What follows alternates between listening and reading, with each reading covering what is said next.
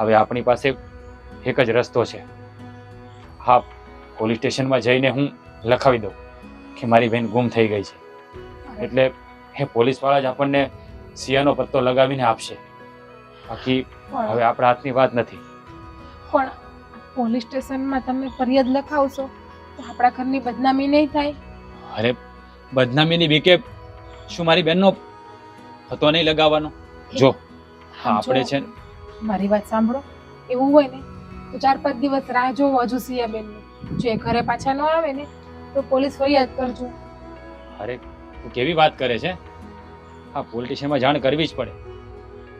જે જાજો સમય થશે ને, કાંઈ અજુગતું થશે ને તો નાકના આપણે લોકો ફસાઈ જઈશું. એટલે પોલીસમાં જાણ કરી દઈએ ને એટલે એ લોકો તપાસ કરવા મળે અને જલ્દી સિયાની ભાળ મળી જાય. હા, તમારે જે કરવું હોય ને તમે બધું જ કરજો, પણ સિયાબેન મળી જવા જોઈએ. અને હું તો તમને સાચું કહું છું, તમે જો આ પોલીસમાં ફરિયાદ ના કરો ને તો વધારે સારું છે. પોલીસમાં ફરિયાદ કરશું ને તો છાપામાં આવશે, સમાચારમાં આવશે, બધેય આવશે. અને પછી બધા આપણા ઉપર થૂથું કરશે કે આ છોકરી કોઈને લઈને ભાગી ગઈ, એના ભાઈનું નાક કપાયું. અને તમને ખબર છે અત્યારે તમે જોવો જ છો ને આ બધું શું થાય છે. અને આપણે એટલા બધી કેપેબલ પણ નથી કે સમાજ કે દુનિયા આપણને છે ને કોઈ મેણા મારતા ને આપણે સહન કરી શકશું. જો મારી વાત સાંભળ, એ બધું તો અત્યારે ના વિચાર. આ જે કરવું પડે ને એ કરવું જ પડે. તમે એમ કરીને સિયાની ભાળ તો મેળવવી જ પડશે ને.